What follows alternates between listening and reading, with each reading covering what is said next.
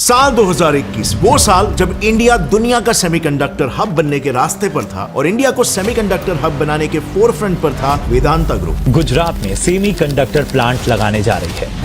And this is, we were dreaming for this for last 10 years. पर फिर जुलाई 1, 2022 को यह खबर आई कि जिस कंपनी पर इंडिया की इतनी बड़ी जिम्मेदारी थी उसके शेयर्स तो 50% से भी नीचे गिर गए। तो अब सवाल यहां पर यह आता है फ्रेंड्स कि इतनी आउट परफॉर्म्ड कंपनी को इतनी बड़ी जिम्मेदारी आखिर कैसे दे दी गई। आइए जानते हैं इसके पीछे क्या गेम था। वेल हेलो फ्रेंड्स, मेरा नाम है गौरव ठाकुर और वेदांता ग्रुप के कोलैप्स होने की असली वजह है यूएस और China. Let me explain. So Vedanta को नीचे गिराने में यूएस की क्रेडिट एजेंसीज का सबसे बड़ा हाथ है और बात रही चाइना की तो उसने तो वेदांता को गिराने के लिए इंडिया में डायरेक्ट फंडिंग भेजे। तो आखिर क्यों इतनी बड़ी पावर्स इंडिया के पीछे पड़ी है? Let's find this out. तो जैसे ही इंडियन गवर्नमेंट ने ना सेमीकंडक्टर प्लॉट को लॉन्च किया, इसकी जिम्मेदारी वेदांता ग्रुप को सौंप दी गई। उसके बस कुछ ही महीने के अंदर US credit rating agency standard and poor (S&P) ने इंडियन माइनिंग जायंट वेदांता पर एक रिपोर्ट पब्लिश कर दी। इस रिपोर्ट में वेदांता को B नेगेटिव रेटिंग देते हुए कंपनी के कॉर्पोरेट स्ट्रक्चर यानी उसके फाइनेंशियल हेल्थ पर ही सवाल उठा दिए गए। S&P ने यह भी कहा कि कंपनी के ज्यादातर पैसे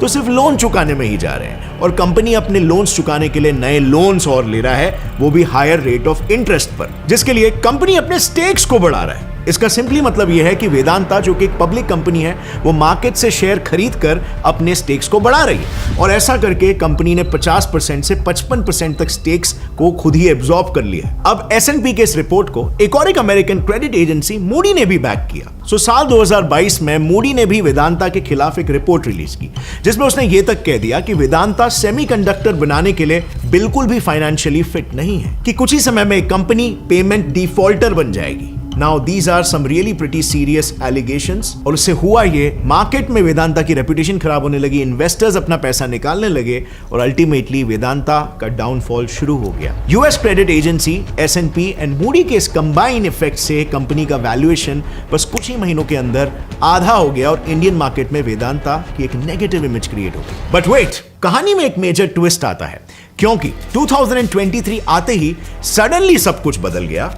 वेदांता ने विद इन 8 to 9 months उन क्रेडिट रेटिंग एजेंसीज के सारे एलिगेशंस को कंप्लीटली फॉल्स एंड बेबुनियाद ठहरा दिया। जिस वेदांता को अमेरिकन क्रेडिट एजेंसीज ने डिफॉल्टर होने का प्रेडिक्ट किया था, उसी वेदांता ने अपने डेट को आराम से क्लियर कर दिया।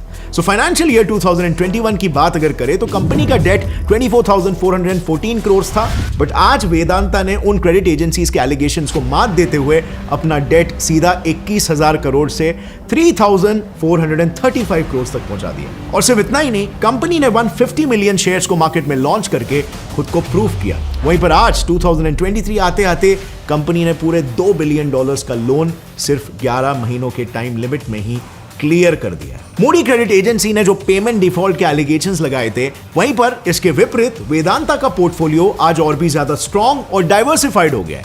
जैसे इस इमेज में आप देख सकते हो, ऑयल एंड गैस में 26%, जिंक मार्केट में 72%, वहीं पर आयरन में तो ये इंडिया में नंबर 1 है।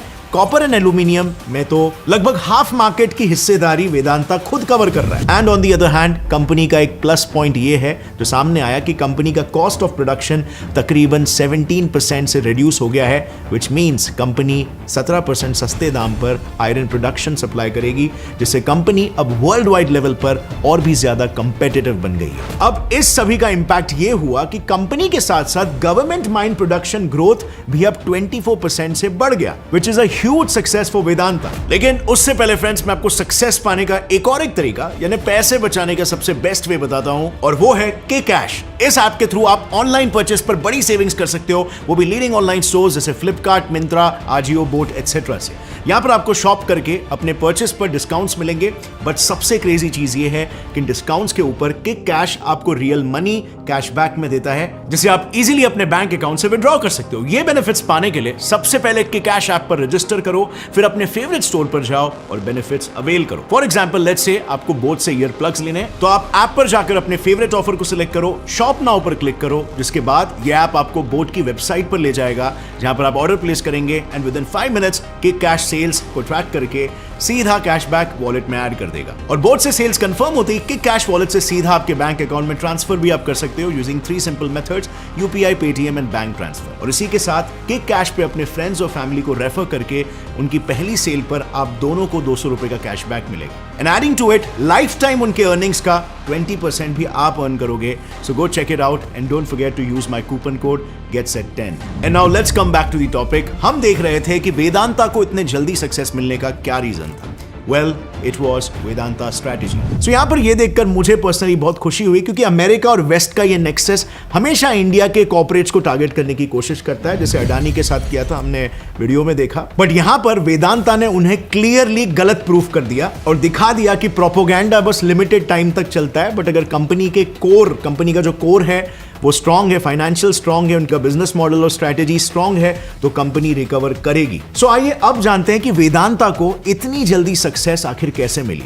इसके पीछे उसके स्ट्रैटेजी का सबसे बड़ा हाथ था। सो वेदांता ने बड़े ही स्मार्टली अपने एक्स्ट्रा एसेट्स को बेच दिया और अपने फ्यूचरिस्टिक नजरिए को एक्टिवेट करके सेमीकंडक्टर जैसी टेक्नोलॉजी में इन्वेस्टमेंट किया। अब ये लिमिटेड फोकस और कमिटमेंट की वजह से पॉजिटिव इफेक्ट्स जनरेट होने लग गए और as a result government of Goa ने तो अपने यहाँ के आधे से ज्यादा माइंस का कॉन्ट्रैक्ट सीधा वेदांता को सौंप दिया, जिनकी मदद से वेदांता अब चाइना को भी बीट करके जापान और कोरिया का स्टील मार्केट कैप्चर कर रहा है। मतलब चाइना भी वेदांता से डायरेक्ट कंपटीशन में आ गया है और सरप्राइजिंगली इसका इफेक्ट ये हुआ कि जो शेयर्स वेदांता के ड्रास्टिकली डिप हुए थे वो ट्रिमेंडसली अब बढ़ गए, because this company has now started taking over the giants. Actually company का पहले से ही बैकग्राउंड काफी क्लियर था, बट ये पूरा अटैक यूएस द्वारा वेदांता के थ्रू इंडियन इकोनॉमी को हैम्पर करने के लिए था और इसके पीछे का रीजन था इंडिया को कंट्रोल करना, ताकि वो सेमीकंडक्टर प्रोजेक्ट की तरफ अपने कदम ना बढ़ा सके। तो जनरली यूएसए दुनिया के किसी भी इकोनॉमी या बिजनेस को अपने क्रेडिट एजेंसी के थ्रू अटैक करता है। अब जैसे अडानी को हिंडनबर्ग ने ट्रैप किया, वैसे ही वेदांता को S&P और मूडी ने ट्रैप किया। सो वर्ल्ड वाइड अमेरिका की फाइनेंशियल क्रेडिट मोनोपोली को समझने के लिए हमें अमेरिका के मैनहट्टन सिटी के फाइनेंशियल टाउन को जरा गौर से देखना होगा। ये वही जगह है जहां से अमेरिका के टॉप फाइनेंशियल फर्म्स पूरी दुनिया भर के कंट्रीज और उनके फॉर्च्यून कंपनीज को टारगेट करते हैं। एक इंटरेस्टिंग बात यहां पर कहूं तो इन सारे फाइनेंशियल एजेंसीज के बीच बस कुछ ही किलोमीटर्स का डिस्टेंस है एंड शॉकिंगली हिंडनबर्ग का ऑफिस भी यहीं पर है। अब यूएस का वेस्टेड इंटरेस्ट हम इसी बात से समझ सकते हैं जब अमेरिका की क्रेडिट एजेंसीज ने पाकिस्तान को एक स्टेबल कंट्री कह दिया था and on the other hand India को नेगेटिव रेटिंग दे दी थी, और आज पाकिस्तान का क्या हाल हो रहा है वो तो आप लोग जानते ही हो, और वेदांता कैसे रिकवर कर रहा है। सो नाउ यू कैन अंडरस्टैंड कि हम किस हद तक यूएस के इन एजेंसीज के क्रेडिट रेटिंग्स पर भरोसा कर सकते हैं। बट चलो थोड़ा और डिटेल में जानते हैं कि क्रेडिट एजेंसीज किस तरह से इंडियन इकोनॉमीज को टारगेट करती है और उसमें अमेरिका का क्या रोल है। सो अमेरिका के पिछले प्रेसिडेंट डोनाल्ड ट्रंप ने अपने कार्यकाल में चाइना के बढ़ते पावर को रोकने के लिए चाइना पर टैरिफ्स बढ़ा दिए थे, जिसका असर चाइना के इलेक्ट्रॉनिक्स मार्केट पर सबसे ज्यादा हुआ। टैरिफ के वजह से इलेक्ट्रॉनिक्स और भी ज्यादा कॉस्टली हो गए, जिससे फॉक्सकॉन जैसी टाइवानीज कंपनीज पर भी इंपैक्ट पड़ा। अब ये बात तो यूएस के टैरिफ इंपोजिशन की हुई, लेकिन इसका एक और एक पहलू ये भी है कि क्योंकि चाइना में फॉरेन कंपनीज का ये हाल हुआ, तो अपने ऑपरेशंस को और अपने वर्कर्स को इस हालत से बाहर निकालने के लिए फॉक्सकॉन जैसे कंपनीज अपने ऑपरेशंस को चाइना से बाहर निकालने लगे। अब चाइना से बाहर उन्हें एक सेफ और प्रोग्रेसिव कंट्री की जरूरत थी जहां पर वो अपने ऑपरेशंस को अच्छे से स्केल कर सकते हैं, और फॉक्सकॉन को ये मिला इंडिया में, जहां उसने वेदांता के साथ मिलकर सेमीकंडक्टर प्लांट बनाने का अनाउंस कर दिया। और यही एग्जैक्ट बात यूएस को पसंद नहीं आई और इसीलिए यूएस ने S&P के जरिए Indian semiconductor giant Vedanta group को टारगेट करने का फैसला किया। इनफैक्ट मूडी क्रेडिट एजेंसी की रिपोर्ट भी इसी दौरान पब्लिश करवाई गई एंड नॉट सो शॉकिंगली इस पूरे रिपोर्ट में ज्यादातर सेमीकंडक्टर्स की कैपेसिटी पर ही सवाल उठाए थे। अब on the other hand surprisingly इस सब में चाइना भी पीछे नहीं हटा। चाइना ने भी अपने कंपटीशन को हटाने के लिए स्टरलाइट कॉपर के अगेंस्ट स्ट्राइक स्पॉन्सर किया।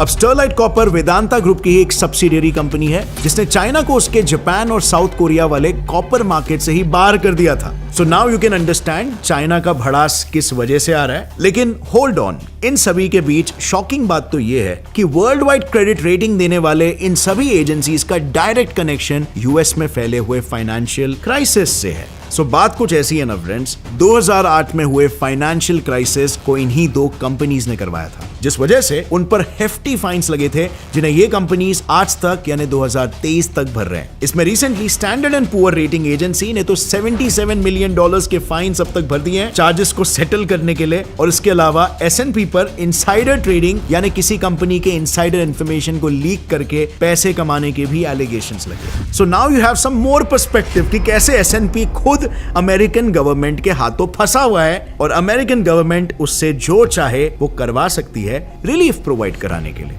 बट अगर लार्जर पिक्चर देखें ना तो S&P ने फ्रांस को भी economically and politically lower rating दिया था, जिसके बाद फ्रांस ने ओपनली ये कह दिया कि हम इस एजेंसी को मानते ही नहीं है। इनफैक्ट चाइना ने तो मूडी क्रेडिट एजेंसीज के ऑफिस को ही अपने कंट्री में क्लोज करवा दिया और उसके रेटिंग को रिप्लेस करा के खुद का ही एक क्रेडिट रेटिंग सिस्टम बनाया। But on the other hand India की बात करें तो यूएस क्रेडिट रेटिंग एजेंसीज के इंडियन इन्फ्लुएंस को हम क्लियरली देख सकते हैं। आज इंडिया में हम क्लियरली इन्हीं रेटिंग एजेंसीज पर डिपेंडेंट है और अडानी का केस इस डिपेंडेंसी का एक परफेक्ट एग्जांपल है। लेकिन हम इन इंडियन कंपनीज का लार्जर पिक्चर नहीं देख रहे हैं कि ये हमारे इंडियन इकोनॉमी में कितना कंट्रीब्यूट कर रहे हैं। जब तक कंपनीज ग्रो नहीं होंगे, एम्प्लॉयमेंट क्रिएट नहीं होगा, तब तक इंडिया आगे कैसे बढ़ेगा। अब वेदांता का ही कंट्रीब्यूशन देख लो। ये कंपनी इंडिया की बिगेस्ट माइनिंग कंपनी होने के साथ एक डाइवर्सिफाइड बिजनेस होल्ड करती है, जिसे वेदांता निकल बैटरीज का इंडिया में एकमात्र प्रोड्यूसर है। उसकी जिंक पोर्टफोलियो की हिस्सेदारी तो दुनिया में सबसे ज्यादा है और इसके अलावा वो इन सभी सेक्टर्स में टॉप करता है। And not just this, India की तरफ से इसका एक बहुत बड़ा